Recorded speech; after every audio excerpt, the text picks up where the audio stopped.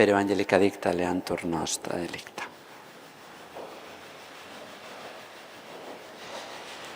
Quizás muchos de ustedes no conozcan nada de San Bonifacio, pero es un santo importantísimo en la historia de la Iglesia. Es un santo inglés. Nació en la punta más del sur oeste de la Gran Bretaña y de muchacho se llamaba Winfredo, que vivía en una Bretaña que había sido evangelizada hacía 100 años por misioneros europeos, por misioneros romanos, San Agustín de Canterbury, porque el Papa San Gregorio, el siglo anterior, había visto esclavos bretones rubios y dijo, ¿quiénes son? Parecen angeli, parecen ángeles, pero son angli, son ingleses.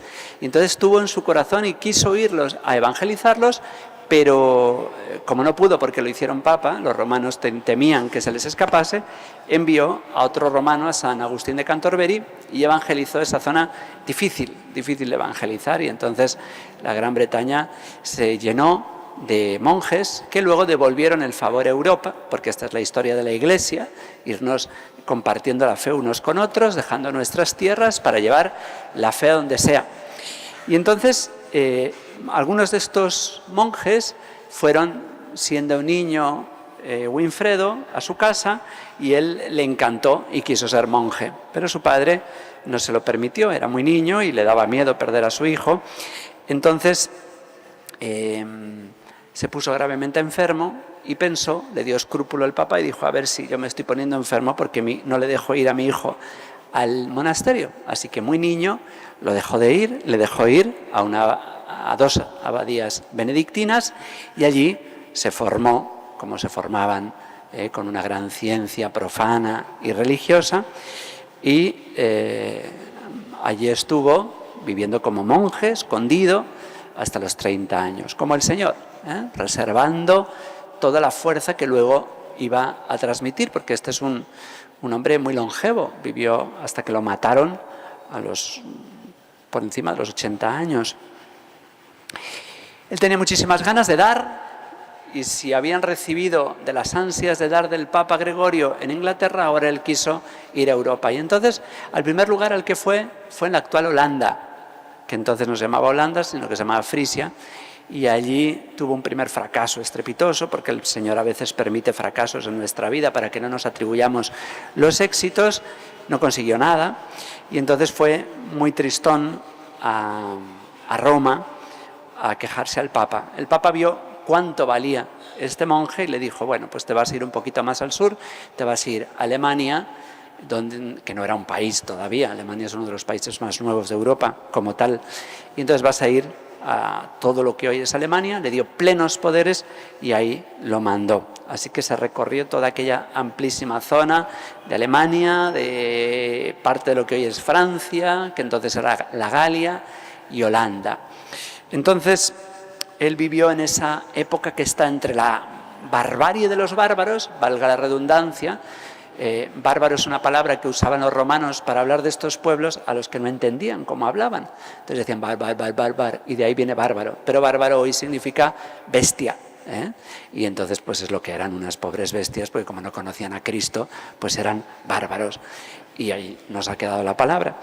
Y está entre esa época y la romanización y la conversión de los francos. Bueno, no, más que de los francos, que ya se habían convertido hacía mucho, de los carolingios, que es una especie de renacimiento. Los carolingios son una dinastía de los reyes franceses que relevan a los merovingios. Resulta que en Francia gobernaban unos reyes que han pasado la historia como los reyes holgazanes, eran los reyes vagos, no les daba la gana de gobernar, y entonces dejaban que fueran sus mayordomos los que gobernasen. Y uno de ellos fue Carlos Martillo, que fue el primero, cuando España se deshizo por guerras intestinas, los visigodos cayeron en una terrible decadencia y permitieron y abrieron las puertas vergonzosamente a los musulmanes, que invadieron, se merendaron como un bombón Hispania y llegaron hasta Francia. Pero en Poitiers, por fin alguien los paró y fue este valiente mayordomo de los reyes, Carlos Martel.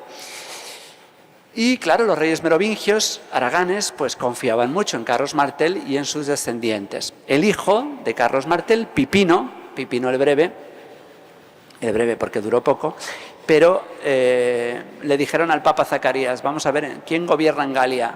¿Los merovingios o nosotros? Entonces el Papa permitió a Pipino convertirse en rey, de hecho fue este obispo, que antes hemos dicho que se llamaba Winfredo, pero ahora se va a llamar Bonifacio. ¿Por qué se va a llamar Bonifacio? Pues porque el Papa le ordenó el día de San Bonifacio de Tarso, que era un mártir del siglo IV, de los tiempos de las persecuciones de Diocleciano, y entonces tomó el nombre de Bonifacio, que significa el que hace el bien, el que hace las cosas bien, Bonifacio, el hacedor de bien. Y entonces, pues Bonifacio tuvo mucho trato con estos reyes carolingios. Después de Carlos Martel vino Pipino el Breve, primer rey carolingio, y luego vendrá el gran Carlomagno. Pues él está ahí entre los bárbaros, y Carlomagno, que va a humanizar muchísimo, va a domesticar mucho a los bárbaros de la Galia, a los francos. Él va a evangelizar, como siempre, con la ayuda de grandísimas mujeres. Sin las mujeres no somos nadie. Nadie somos nadie sin las mujeres. Y tuvo la grandísima ayuda de contar con su prima, Santa Lioba, y con una pariente, Santa Tecla. Y con esos van a llenar Europa de monasterios benedictinos. Y bueno, pues él hizo, en 80 años que vivió, fíjense, aunque dedicó los últimos 40 a la evangelización, pues hizo muchísimo bien. Los que más le hicieron sufrir fueron sacerdotes. El clero galo pues estaba muy dejado de la mano de Dios, muy corrompido, sobre todo por el sexto mandamiento, y le costó mucho poner en vereda a estos sacerdotes corrompidos. Y bueno, pues lo fue logrando poco a poco, fundando abadías, pero en su corazón él lo que más tenía era Frisia, lo que hoy es Holanda. Se daba cuenta de que los frisones no se querían convertir, y siempre para una madre, pues los hijos más, no los preferidos, pero sí a los que más se vuelca son los más enfermos, los que peor están. Y esto es lo que le pasa al corazón de un pastor, que tiene a los frisones en su corazón porque no se convierten. Y entonces sus últimos años fue para allá. Dejó discípulos por todas partes y se fue ahí a evangelizar a los frisones y convirtió a muchos de ellos. Y cuando los iba a bautizar a orillas del río, porque todavía no había iglesias por ahí, aparecieron otros frisones bárbaros, paganos, que hicieron una auténtica sangría en aquella preciosa ceremonia que iba a ser para bautizarlos con agua, pues resulta que fueron bautizados con sangre. Mataron a muchos catecúmenos, sacerdotes, y a este anciano obispo que con 80 años les dijo a todo el mundo que no se defendieran. Él solo se defendió porque cuando le iban a dar con un hacha en la cabeza, se puso un libro, que parece ser que era de San Isidoro, y el pobre libro y la pobre cabeza quedaron atravesados. Por eso, si alguna vez ven una imagen de San Bonifacio, verán que tiene una espada o un hacha con un libro atravesado. Algunos dicen que es el Evangelio, pero parece ser que se defendió, se protegió instintivamente la cabeza con un libro del grandísimo pastor, padre español, San Isidoro de Sevilla. También se le representa con un árbol, y esto a ustedes sí les va a sonar seguro, porque a él se le atribuye la existencia del árbol de Navidad, porque pues un día andaba evangelizando a estos bárbaros que adoraban árboles, y entonces parece que iban a sacrificar a un pobre desgraciado en un árbol. Unos dicen que era un abeto, otros dicen que era un pino, otros dicen que era un roble. No importa tanto, hay muchas transmisiones de esta leyenda.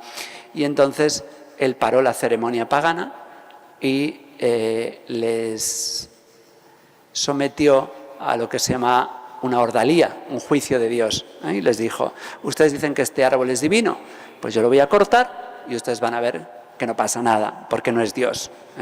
Y entonces cortó el árbol y parece ser que lo sustituyó por otro que no era considerado divino, no era considerado sagrado, y entonces parece que le colgó manzanas que a medida que llegaba la Navidad los fue sustituyendo por luces, por candelas. Poco a poco las manzanas iban siendo sustituidas por candelas, y parece que este es el origen del árbol de Navidad, con bolitas que al final son de colores e iluminadas, simbolizando que Cristo es el árbol verdadero, que Cristo es el Dios verdadero, que los demás dioses son falsos.